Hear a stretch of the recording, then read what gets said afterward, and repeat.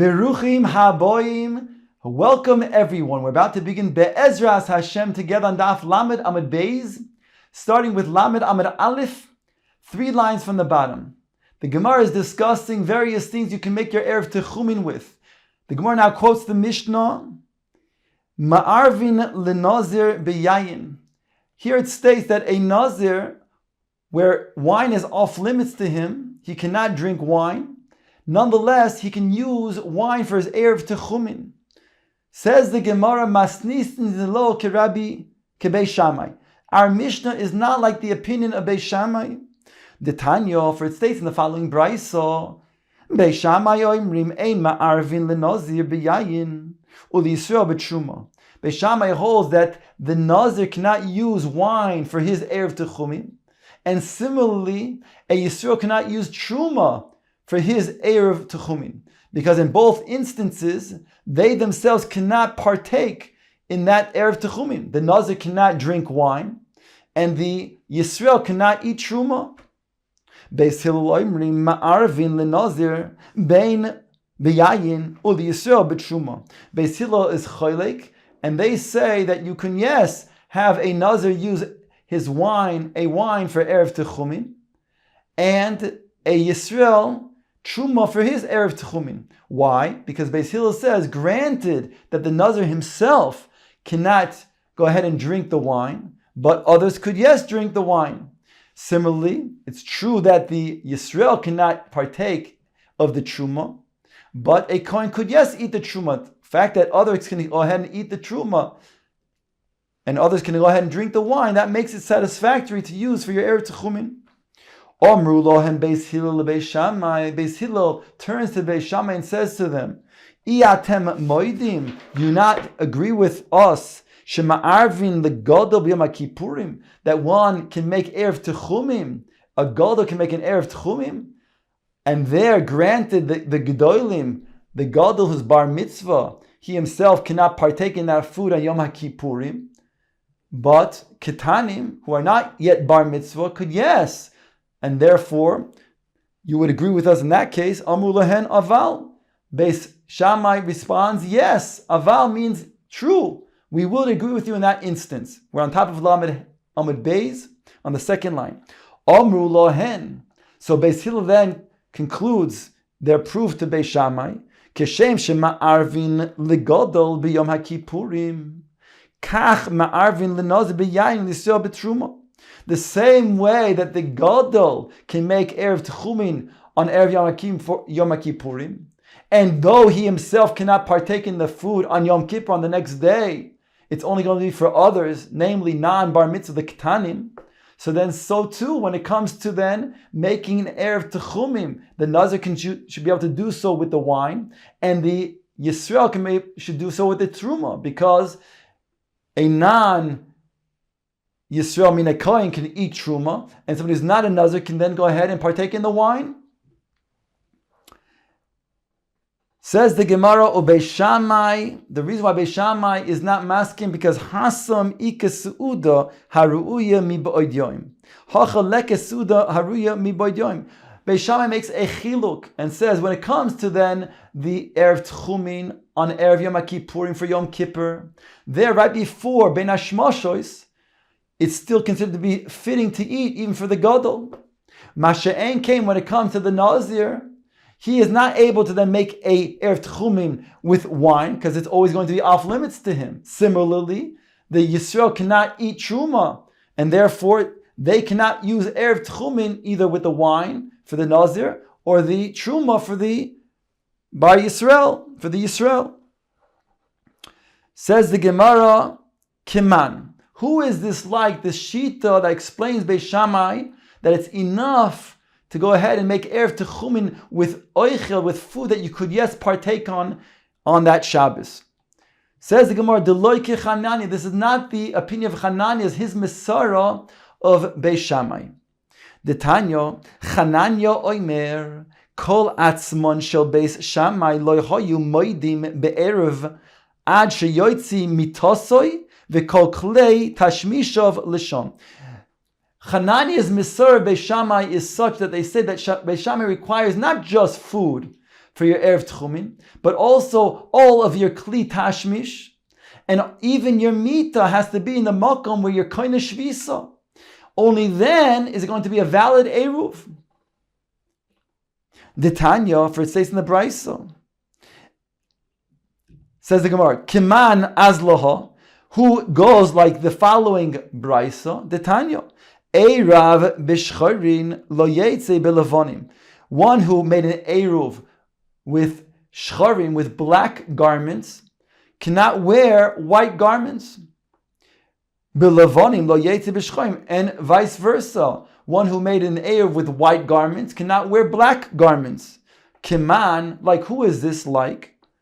Rav Nachman bar Yitzchak Chananyahi v'alib de Beis Shammai. This is Chananya's tradition of Shitas Beis Shammai, that indeed you have to have what you're going to then wear already in the place where you're kind of shvisa. Ulechananya b'shcharim hu de lo yetze ha b'levanim yetze. Ask the Gemara, Chananya, you cannot, according to Chananya's Mesor Beis Shammai, you cannot wear black clothes, but white clothes you would be able to wear. Ask the Gemara, ha'omar ad sheyoytzi mitosoi ukli tashmishav l'sham. Harei, Chananya's understanding Beis Shammai is that the kli tashmish has to be there in a makom that you're kind of shvisa. So how could it be that the fact that you don't have, that black you can't wear, but white you could wear? So long as the white was not there, you cannot wear it. And that's what the Gemara says. Hochi ka'amar. Eruv b'levanim v'hutzrach l'shcharim. If he made an Eruv with white garments, and he needs black garments that he could not anticipate that were going to be used, af b'levanim lo yetze. So too, even the white ones he cannot use, so long as the white ones were not going to be present at the place where he's kind of shvisa. Keman, who is this like? Rav Nachman bar Yitzchak Chananyahi v'alib de Beis Shammai. This is Chananya's tradition of Shitas Beis Shammai. The Gemara now quotes the Mishnah, Sumchus oimer bechulin. Sumchus, he is choylek on the Tanakama and says, unlike the Tanakama who says that the Yisrael can use Truma for his Erev Techumin, Sumchus says no.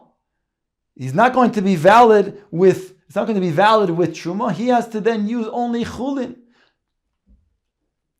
The Gemara now comments, V'ilu lenazir beyayin loy polik. The Gemara explains that Sumchus is not arguing on the Tanakama in regards to the case of Nazir. There the Tanakama says a Nazir can use wine for his Erev Tchumin. And here the Gemara points out that Sumchus is not arguing on that.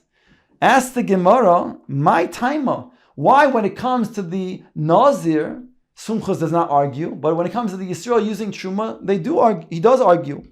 Answers the Gemara to explain. Efshar the Mitchil Aneziruse, because when it comes to Nazir, the Nazir is he made a neder Nazirus. So technically, potentially, he can go to a Chacham and explain to the Chacham that at the time that he made the neder, he did not know certain details that would have prevented him from making such a neder, whereby the Chacham will be matir that neder. So since he could do that, even Sumchus would agree that therefore potentially the Nazir can then be no longer a Nazir, and yes, partake in the Yayin on Shabbos. Ihochi asked the Gemara, Truma nami efsher de mitchel ilavei. Then let's say the same thing when it comes to Truma. Technically, a person can go ahead and then uproot. He can get rid of the Truma by being shoyel on that Truma, whereby that also will not be off limits because it will no longer be Truma, which is limited only to Kohanim. Gemara says, "Imichel Allah hadra letivla." If you would then take away the truma, then you'll be left with tevel, and the tevel makes it so that a person cannot eat tevel. If he eats tevel, he's going to chayev misa b'dei shomayim. So therefore, it was not going to be a valid option. Ask the Gemara though, "Velifroish Allah mimokam acher." Granted right? He doesn't want to leave it as tevel, but he can be mafrish from another place, and therefore that will then validate this tvua that he can go ahead and eat because he already was mafrish truma v'makom acher. Answers the Gemara, that's not a possibility because lo nechshedu chaverim litroim shelo b'min hamukaf.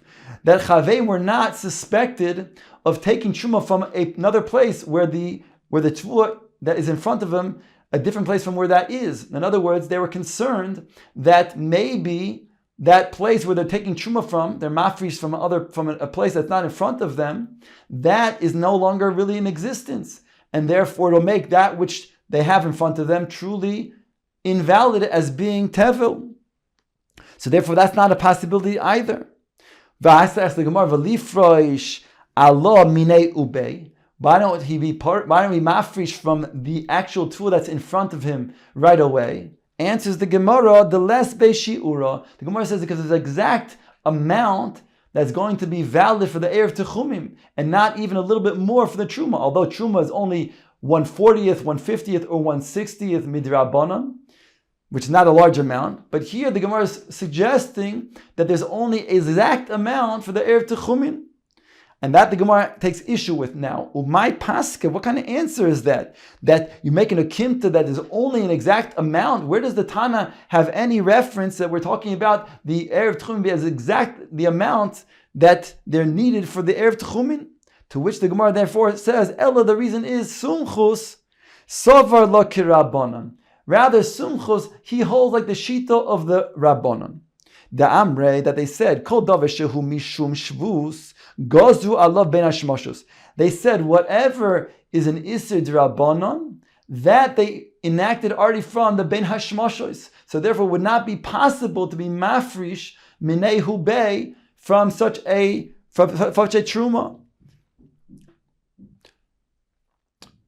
Kiman azlo ha disnan. The Gemara asks, who is like the following Mishnah?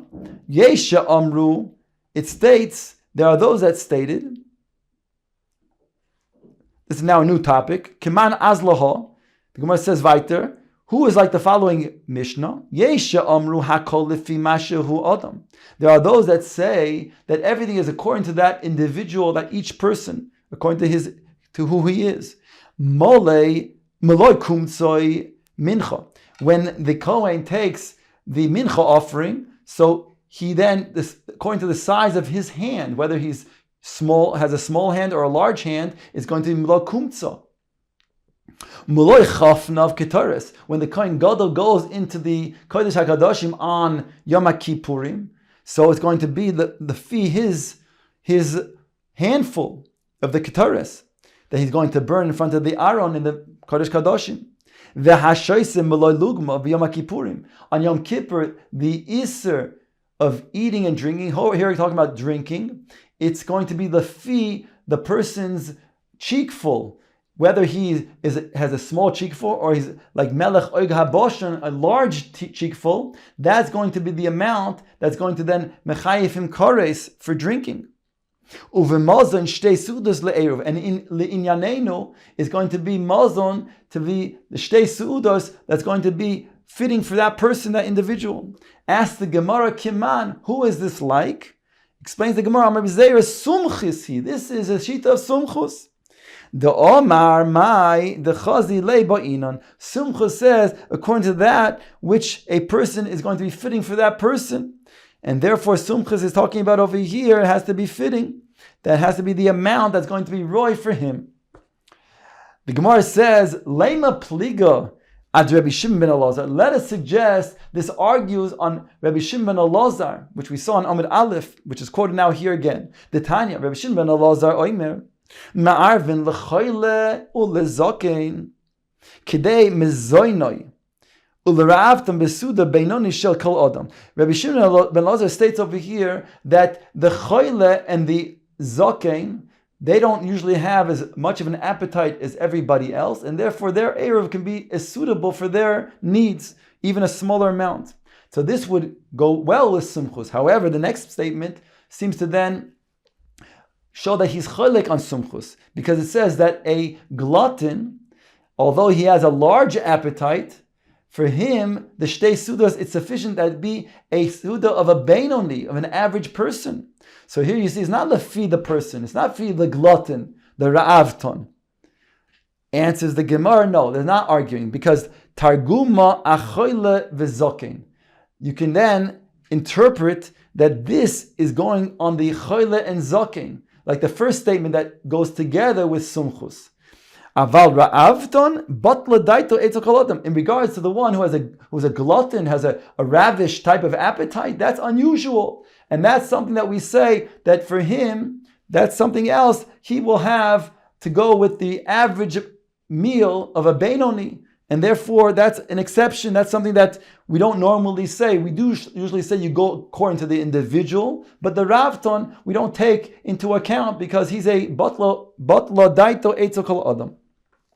The Gemara now quotes the next part of the Mishnah that states that a kohen can go ahead and put his erev tchumin in the Beis Hapras, and this according to everybody the Mefarshim explain, even the Rabbanon, because you have to have access to the erev tchumin.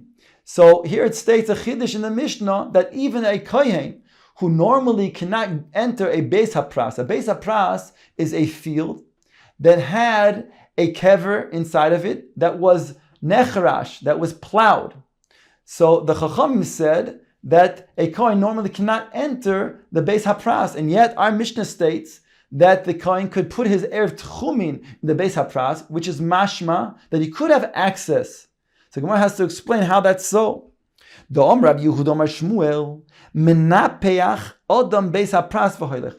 The Beis Hapras over here, the concern is that we're not talking about where there's bones that have flesh on it that would make an oil. That we're not concerned about. We're talking about maybe there's a bone that was plowed up that still remains in the field, whereby the kohen might come in contact with it. If he's coming in contact with it, he'll be tamei, or if he kicks it, he'll be tamei. So the Gemara says over here that the kohen, although normally is not allowed to enter the Beis Hapras, but if he enters in a way where he's going to blow the dust before him, before walking, then he will then ascertain whether there's a bone. If it's a big bone, he'll see it, he won't come in contact with it. Even if it's a small bone, the size of a barley, that he will not kick because he'll see it as he blows in front of him.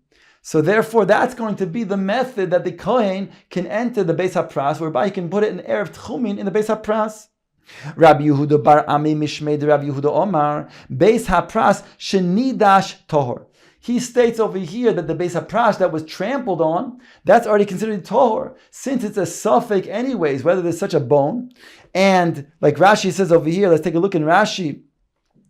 Rashi states, Shenidash bedrisas ragle b'nei adam. People are walking there. We're talking about a Beis Hapras that people have already then walked through. Tor shekvar nitshu atzamo sheboy v'nifchesu mikisa'ara. And therefore, if there's going to be a bone, it's only going to be less than the size of Sarah, which would anyways not be metame the kohen, or anybody for that matter, if he comes then by kicking it or in contact with such a bone, which is less the size of a Sa'ara.